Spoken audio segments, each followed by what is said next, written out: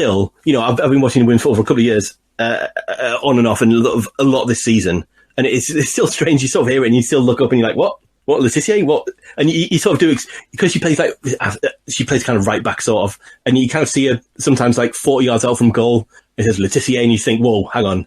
Is she going to have a shot? She's going to ping one at the top corner from 40 yards out, but she hasn't so far. But that's something to keep an eye on. If you need another reason, there's someone called Laetitia playing football again. Excellent.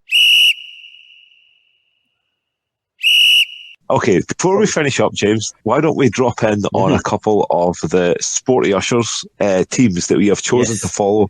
So we'll say, while we're talking about women's football, we will talk about Durham Women, who have a sensational 2-0 win over Crystal Palace at the weekend. Yes. So well done on that one. Two remarkable free kick. Well, one remarkable free kick where she pinged it in the top corner. One that the keeper should have done better with. But two really good free kicks to deservedly get the 3 points for Durham. Yeah, and long may that continue. And as I say, I think that is once we are officially allowed to see each other again, James. That I reckon a trip to see Durham Women should be quite high on our sporting agenda. I think I definitely agree with that. Yeah.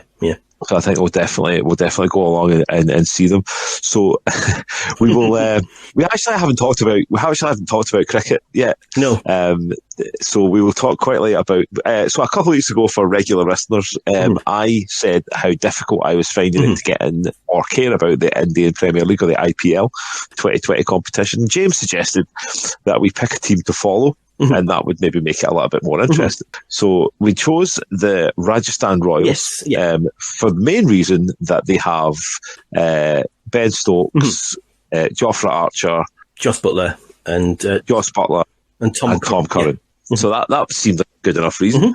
They've won their first game. Everything seemed great. But I think it's safe to say that we have picked the Durham of the IPL. We seem to have given them a bit of a curse, unfortunately. Yeah. Yes. So currently, after a round of 8 games, the Rajasthan Royals sit 7th of 8 teams with a record 3-5. So they're already 6 points off the top.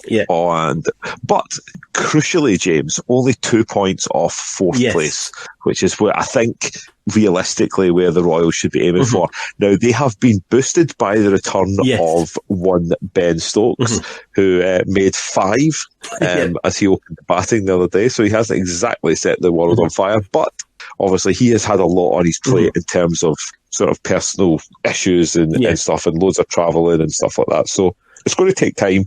So they've got another, I think they play everyone twice, don't they? So they've got another 6 games to go. And so fingers crossed. I think so. And in terms of with Stokes back in the team, they are opening with the dream team of Stokes and Butler. So it is that's the sort of team that sort of talent could win you every game, any game from any position. You'd sort of think, and he did score 40 the other night as well. So there is hope that there is still hope for the Rajasthan Royals sort of fans, and Steve Smith. He's done it enough. He's caused us enough pain over the last couple of years as England cricket fans. So hopefully, as Rajasthan Royal fans, he can repay some of that by scoring some more runs for us. Absolutely. So the next game is on Saturday. They take on the Royal Challengers Bangalore, and let's hope that we. So then again on Monday they play the Chennai Super Kings. So by the time we come back on Thursday, they will have played those two. And while we record, they will be in the middle of playing the Sunrisers Hyperbads.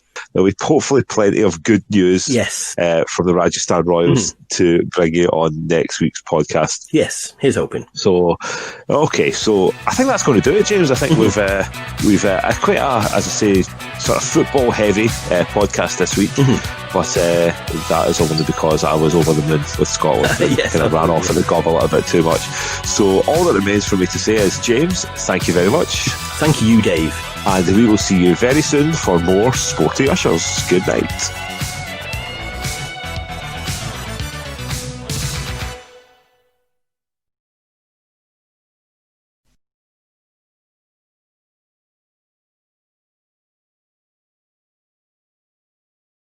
So the other British hope was Simon Yates. His brother Alex Yates did very, very well in the Okay. And again. So, So have you got it yet, Dave? Yeah, I've got it. I've got it today. It's here. Don't worry, it's just a little gift from me to you. Just say thank you for everything that we've been doing together recently. Oh, that is too nice of you, James. Okay. Thanks, I suppose. What? Disturbing, isn't it, Dave? Yes. It's a special handmade gift from the Spookatorium. The what? The Spookatorium. It's on Etsy. It's a local Edinburgh artist who he creates grotesques from everyday items. It's all upcycled, so you know that it's good for the environment as well. Okay. And Dave, yeah, don't have nightmares.